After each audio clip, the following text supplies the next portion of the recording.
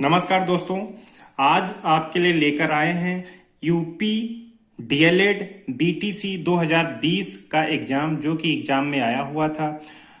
उस पूरे प्रश्न पत्र को हम हल करेंगे और क्वेश्चन जो आपके सामने हैं पूरे सिलेबस बेस्ड हैं, कोई बाहर से नहीं आता है, बड़ा ही सिंपल है। अगर आप इसको अच्छे से समझ लेते हैं तो नेक्स्ट जो 2022 में आने के जो चांसेस हैं क्वेश्चन सब इसी तरीके से होंगे और इसी मेथड पर आधारित होंगे। तो चलते हैं नंबर 1 क्वेश्चन से शुरुआत करते हैं। यदि आप हमारे नए दोस्त हैं तो सबसे पहले हमारे चैनल को सब्सक्राइब कर लीजिए और बेल आइकन को प्रेस कर लीजिए। तो जैसा कि क्वेश्चन नंबर 1 यहाँ पर दिया हुआ है कि प्रश्न 1 संख्या 7 5 3 4 ठीक है में अंक 5 का स्थानीय मान, जो 5 है इसका स्थानीय मान क्या होगा? तो 5 के बाद में 2 जीरो मतलब ये तीसरा नंबर होगा स्थानीय मान। ठीक है, इसके बाद में लिखा है 2 बिंदुओं से होकर जाने वाले वृत्तों की संख्या कितनी होगी? 2 बिंदुओं से जाने वाले वृत्तों की संख्या कितनी होगी? तो 2 बिंदु से जाने वाले वृत्तों की संख्या असंख्य होगी। कितनी होगी? असंख्य होगी। चलते हैं नेक्स्ट क्वेश्चन पर। यहां पर किस तरीके से असंख्य होगी ये भी आप देख लीजिए। जैसे एक ये बिंदु है और एक ये बिंदु है, तो यहां से वृत्तों की संख्या मान लो, अब ये नहीं कह रहा है कि एक साथ में ही 2 बिंदुओं से जाएगा। ठीक है, इस तरीके से आप मान लो। ठीक है, इस तरीके से मान लो, इस तरीके से आपने मान लिया। तो इस तरीके से असंख्य वृत्त होंगे तो वृत्तों की संख्या जो होगी वो असंख्य होगी। अब यहां पे लिखा है प्रश्न संख्या 3। प्रश्न संख्या 3 में है 3 सही 1/2 प्लस और ये दिया हुआ, इसको आप यहां पर हल कर लीजिए। हल करने में जो भी आंसर आ जाएगा वही इसका आंसर होगा। मान लीजिए 3 दूना 6 6 1 7। ठीक है, 7/2 और ये माइनस प्लस माइनस हो जाएगा। फिर 3 7 35 39 39/5। अब 7 पना 35 ऐसे करवा लीजिए और इसका इससे गुणा करवा दीजिए तो ये हो जाएगा आपका 78 और बटे दोनों का आपस में गुणा हो जाएगा 10 आ जाएगा। तो इस हिसाब से जब इसको हम घटा देंगे तो ये माइनस का बड़ा है तो 78 में से 35 चला जाएगा, तो ये 8 में से 5 चला गया 3 आ गया और 7 में से 3 चला गया 4 आ गया माइनस। तो अब देख लीजिए इसको सही बटे में करेंगे तो 4 बार भाग जाएगा, -4/4 सही 3/10। ये जो होगा जहां पे होगा वही उसका आंसर हो जाएगा, ऑप्शन नंबर 2। इसके बाद में चलते हैं नेक्स्ट क्वेश्चन पर। नेक्स्ट क्वेश्चन है प्रथम 3 अभाज्य संख्याओं का मासा। प्रथम 3 अभाज्य संख्याओं का मासा। ठीक है, तो अभाज्य संख्याएं प्रथम कौन सी होती है? 2 होती है, 3 होती है और 5 होती है।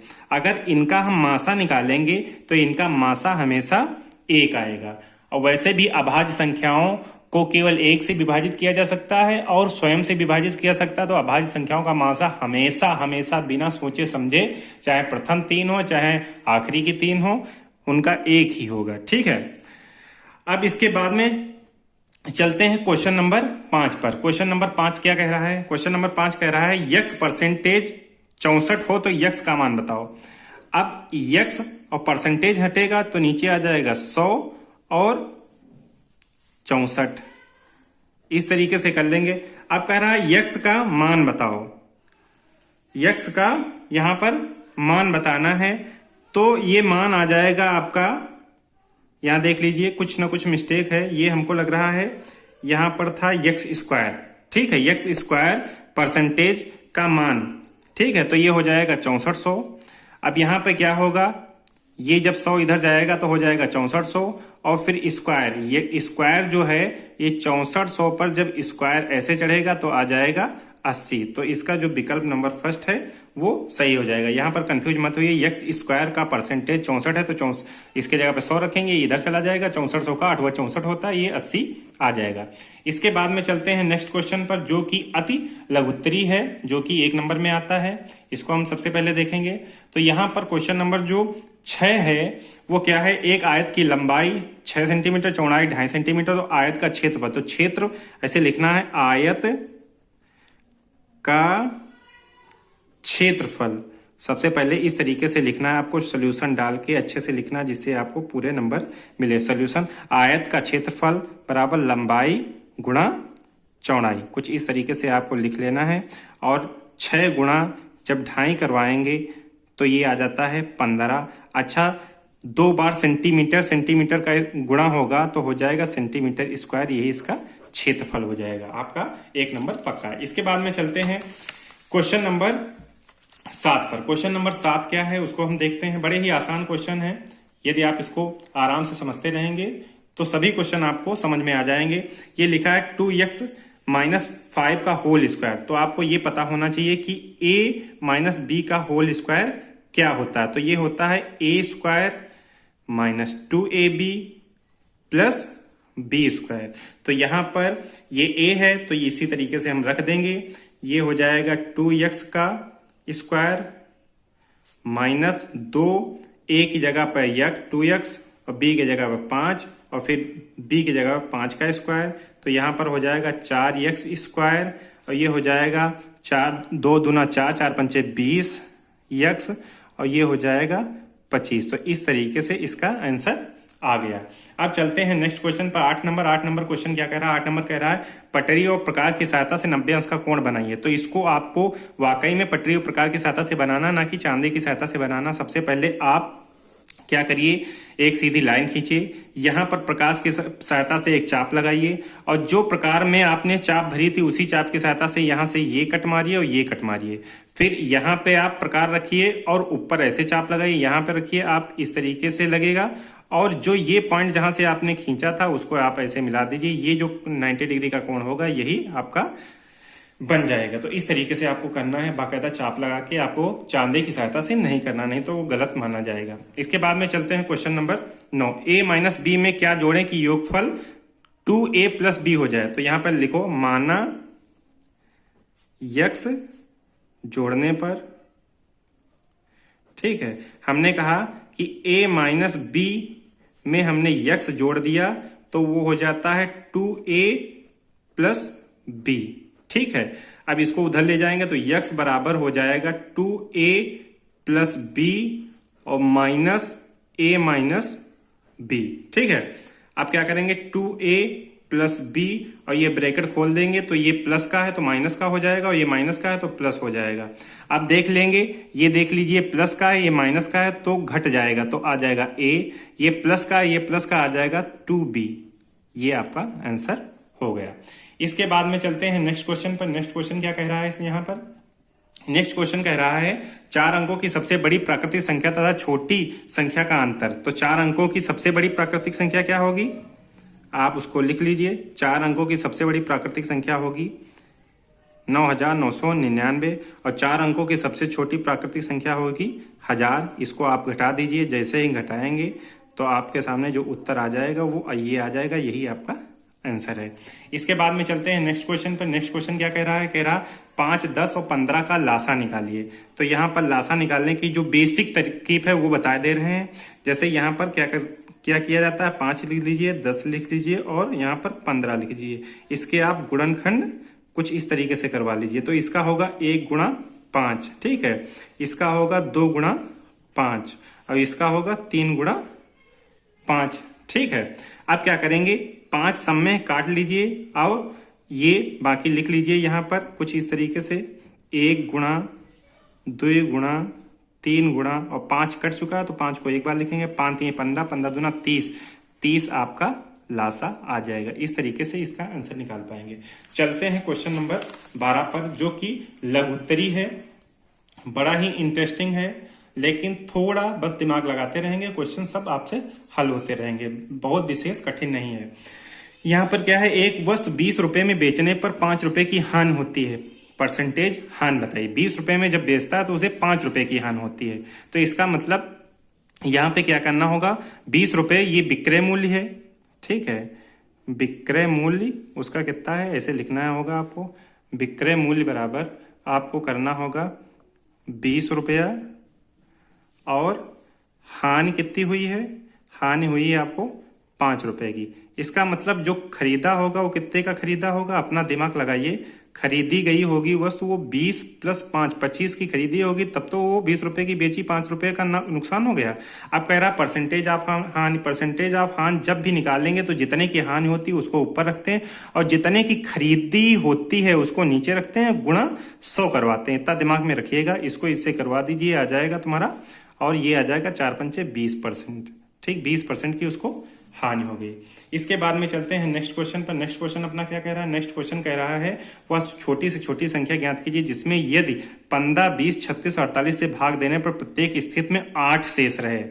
तो ऐसी संख्या ज्ञात करनी है कि इतनी संख्याओं से भाग देने पर प्रत्येक, जब छोटी से छोटी की बात करें तो हमेशा लासा निकाला जाता है, ये आप दिमाग में बसा लीजिए। तो यहां पर हम क्या करेंगे, कुछ इस तरीके से आप लासा इनका निकाल लीजिए। लासा निकालने की जैसे पीछे गुणनखंड टेक्निक थी और लासा निकालने की ये भी एक टेक्निक है। तो आप सबसे पहले 2 से इसको डिवाइड कर लीजिए। 15 जाएगा नहीं, ये 10 आ जाएगा, ये 18 आ जाएगा और ये 24 आ जाएगा। इसके बाद में 2 से फिर काटिएगा तो ये आ जाएगा 15 का 15, ये आ जाएगा 10 आपके सामने, ये आ जाएगा 9 आ जाएगा, ये 12 आ जाएगा। फिर इसको 2 से आप काट लीजिए तो ये 15 का 15 आ जाएगा, ये 5 आ जाएगा, ये आपका 9 का 9 बचेगा, कटेगा नहीं, ये 6 आ जाएगा। इसके बाद में अब फिर से 2 से काटिए तो ये 15 का 15 आ जाएगा, ये 5 आ जाएगा, ये 9 आ जाएगा, ये 3 आ जाएगा। अब 3 से काटिए, 3 से जैसे काटेंगे ये 15 का 15 आ जाएगा, ये 5 का 5 आ जाएगा, ये 3 आ जाएगा, ये 1 आ जाएगा। फिर से 3 से काटिए तो ये आ जाएगा, नहीं, ये 3 से जब यहाँ पर काटा गया था तो ये 5 बचेगा, ठीक है। ये जो 3 से काटा गया था 15, 5 बचेगा, ठीक है। इसके बाद में 3 से काटिए 5, 5, यहाँ पर 1, 1, फिर 5 से काट लीजिए तो 1, 1, 1, 1 आ जाएगा। तो इसको हम गुणा करवा लेते हैं। 2 दूना 4, 4 दूना 8, 8 दूना 16, 16 तियाँ 48, 48 और तियाँ ऐसे लिख लीजिए 48 गुणा 3 गुणा 5। तो 48 गुणा, यहाँ पर हम करवा लेते हैं, यहाँ पे हम करवा लेंगे 15, ठीक है। 3 × 5 = 15, 15 अट्ठे 120, 80 लगा 12, 15 चौके 60, 60 12 72, 720। और कह रहा है 15 का भाग करवाते हैं इसमें तब भी 8 बचता है, 20 का करवाते हैं तब भी और 36 का तब भी। मतलब इसमें तो सबका भाग चला जाएगा, 0 आएगा शेषफल, क्योंकि इसी के जरिए निकला है। तो इसमें क्या करेंगे, 8 से और जोड़ देंगे। अब जो संख्या आ जाएगी, अब इसमें चाहे किसी से भाग करो हमेशा शेष 8 ही बचेगा। इसके बाद में देखते हैं नेक्स्ट क्वेश्चन। एक रेलगाड़ी जिसकी लंबाई 30 मीटर है और 120 मीटर लंबे प्लेटफॉर्म को 12 सेकंड में पार करती है, तो रेलगाड़ी की चाल ज्ञात कीजिए, 4 किलोमीटर प्रति घंटा में निकालिए। तो सबसे पहले क्या करते हैं, कुल दूरी निकालते हैं। कुल दूरी में प्लेटफॉर्म की लंबाई और रेलगाड़ी की लंबाई जोड़ लेते हैं। उसके बाद में समय जो होता है उसको लिख लेते हैं, चाल बराबर दूरी बटे समय होता है, इस तरीके से आ जाएगा, ठीक है। इस तरीके से हम लिख लेते हैं, ठीक है। देख लीजिए, समय लिख लेते हैं और चाल बराबर दूरी बटे समय 150/12 मीटर पर सेकंड आ जाएगा। अब क्या करेंगे, चाल को हम कन्वर्ट करेंगे किलोमीटर प्रति घंटा में, तो 150/12 और 18/5 से हम गुणा करवा देते हैं। जब किलोमीटर में बदलते हैं, किलोमीटर प्रति घंटा में जब बदलते हैं तो ये 18/5 से गुणा करवा देते हैं। इसको हम क्या करेंगे, 6 से काट लेंगे, यहाँ पर 3 आ जाएगा, यहाँ पर 2 आ जाएगा। इसको हम 2 से काट लेते हैं तो यहाँ 75 आ जाएगा, और 5 से हम 75 को काटेंगे, 15 आ जाएगा, और 15 यहाँ 45, मतलब 45 किलोमीटर प्रति घंटा की रफ्तार से रेलगाड़ी चलेगी। तो इस तरीके से आप इस क्वेश्चन को हल कर सकते हैं। अब चलते हैं नेक्स्ट क्वेश्चन पर। नेक्स्ट क्वेश्चन क्या कह रहा है, नेक्स्ट क्वेश्चन बॉड मास से रिलेटेड है, ब्रैकेट से रिलेटेड है, ये भी बड़ा आसान है। तो इसमें क्या करना है आपको, इसमें कुछ नहीं करवाना है। सबसे पहले छोटे ब्रैकेट को हल करते हैं, फिर मझले ब्रैकेट को, और फिर करते हैं बड़े ब्रैकेट को। लेकिन यहाँ पर देख लीजिए, सबसे ऊपर बार दिया है, तो बार वाले पोर्शन को सबसे पहले हल करेंगे। तो इस पोर्शन को जब हल करेंगे तो यहाँ पर क्या है, इसको जब हल करेंगे नंबर 1 पर, तो ये 2 में से 1 चला गया तो 1 आ गया, और माइनस का निशान ये वाला लग गया। फिर 4 इस तरीके से लिख लेंगे, और ऐसे ये मझला ब्रैकेट, बड़ा ब्रैकेट, +5 मझला ब्रैकेट, -6 बड़ा ब्रैकेट, और ये 15 माइनस, कुछ इस तरीके से लिख लेंगे। इसके बाद में क्या करेंगे, फिर हम इसके बाद में हम थोड़ा और पोर्शन हल करवाने की कोशिश करेंगे। मतलब 4 में से 1 चला गया, 3 और +5, ठीक है। 4 में से 1 चला गया 3, और 3 को ऐसे लिख लिया 5, और ये मझला ब्रैकेट हमने ऐसे लगा दिया, बड़ा ब्रैकेट, और 6 इस तरीके से हमने लिख लिया। इसके बाद में 5 3 8 -6 इस तरीके से लिख लेंगे, -15, ठीक है। इसके बाद में क्या करें, 6 में से 8 चला गया तो -2 बचेगा, ब्रैकेट, -15। अब माइनस माइनस प्लस हो जाएगा, तो ये कुछ इस तरीके से आपका आंसर आ जाएगा। ये आपका 17 इसका आंसर हो गया। अब चलते हैं नेक्स्ट क्वेश्चन पे। नेक्स्ट क्वेश्चन क्या कह रहा है, नेक्स्ट क्वेश्चन कह रहा है पास चित्र में त्रिभुज का परिमाप ज्ञात कीजिए। तो त्रिभुज का परिमाप क्या होता है, तीनों भुजाओं का योग। त्रिभुज का परिमाप जो होता है वो होता है तीनों भुजाओं का योग, तीनों भुजाओं का योग। और कोई भी आकृत होता है तो उसका परिमाप उसकी सभी भुजाओं का योग कर दिया। चतुर्भुज में चारों भुजाओं का योग, पंचभुज में पांचों भुजाओं का योग। तो यहाँ पर तीनों भुजाओं का योग, तो ये हो जाएगा 2a minus b plus 3a minus b plus a plus b. अब देख लीजिए, ये प्लस का है, ये माइनस का है, इसको काट दीजिए। 2a 3a और ये 5 और 6a, ठीक है, 2 3 5 और 6 माइनस बी। अब इसका मान जो दिया है उसको रख दीजिए, 6 गुणा मान दिया हुआ 3 माइनस बी का मान दिया हुआ 2 है, 6 3 18, ये 18 और माइनस 2 मतलब 16 आ जाएगा। ये 16 सेंटीमीटर इसका आंसर आ जाएगा। इसके बाद में चलते हैं नेक्स्ट क्वेश्चन। नेक्स्ट क्वेश्चन क्या कह रहा है? नेक्स्ट क्वेश्चन थोड़ा टिपिकल है, थोड़े अच्छे क्वालिटी का है। इसमें क्या कह रहा है? एक 15 सेंटीमीटर और 17 सेंटीमीटर, 15 मीटर 17 सेंटीमीटर लंबा तथा 9 मीटर 2 सेंटीमीटर चौड़ा कोई दिया हुआ है, एक मकान दिया हुआ है। इसकी छत के निचले भाग में कम से कम कितनी वर्गाकार टाइलें लगेंगी? तो सबसे पहले इसमें क्या करेंगे देख लीजिए, हमको पता होना चाहिए। इस तरीके से लिखेंगे सॉल्यूशन में कि लंबाई जो इसकी है, लंबाई है 15 मीटर। 15 मीटर में हम सेंटीमीटर में बनाएंगे तो 100 से गुणा करवाएंगे, तो यहाँ पर हो जाएगा 1500 प्लस 17, मतलब 1517 जो है इसकी लंबाई है, ठीक है। और चौड़ाई की अगर हम बात करें, चौड़ाई ये सेंटीमीटर आ जाएगा।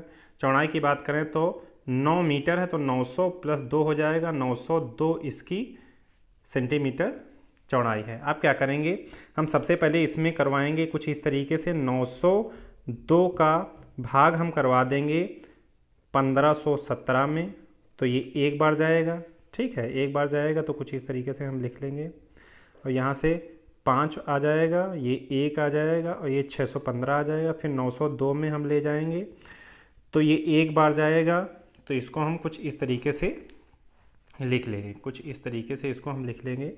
तो यहाँ पे क्या होगा 615, तो यहाँ पर 2 में से 5 चला गया तो ये 7 आ जाएगा, और 9 में से 1 चला गया। अब देख लीजिए यहाँ पर बचा होगा 9 में से 1 चला गया तो 8 आ जाएगा, और 8 में से 6 चला गया 200। अब इसको 615 में भाग करवाएंगे, 2 बार जाएगा, तो 14, 16 1 17, 2 5, कुछ इस तरीके से आ जाएगा, ठीक है। तो 1 आ जाएगा, 11 में से 7 घटाएंगे 4 आ जाएगा। अब इसको करवाएंगे भाग 287 में, तो ये आ जाएगा 7 बार चला जाएगा, ये 200। तो ये जो संख्या आ गई, ठीक है, ये जो संख्या आ गई ये ऐसी संख्या है मासा जिसका भाग 902 में भी जाता है और 1517 में भी जाता है। ये हमने मासा निकाल लिया, ठीक। ये हमने क्या निकाल लिया? एक तरीके से मासा निकाल लिया जिसका भाग दोनों संख्याओं में चला जा रहा है। क्योंकि ये इसलिए निकाला गया क्योंकि ये क्वेश्चन कुछ इस तरीके से है, ये क्वेश्चन कुछ इस तरीके से है कि यहाँ पर ये कहा जा रहा है कि कोई इस तरीके से एक है लंबाई और चौड़ाई में कोई मकान है जहाँ पे टाइल्स लगना है, तो टाइल्स जो लगेगी वर्गाकार लगेगी, लेकिन जो इसकी लंबाई चौड़ाई दी हुई है ये वर्गाकार नहीं है, ठीक, ये वर्गाकार नहीं है। तो टाइल्स कुछ इस तरीके से लगनी है, ठीक है, टाइल्स कुछ इस तरीके से वर्गाकार लगनी है।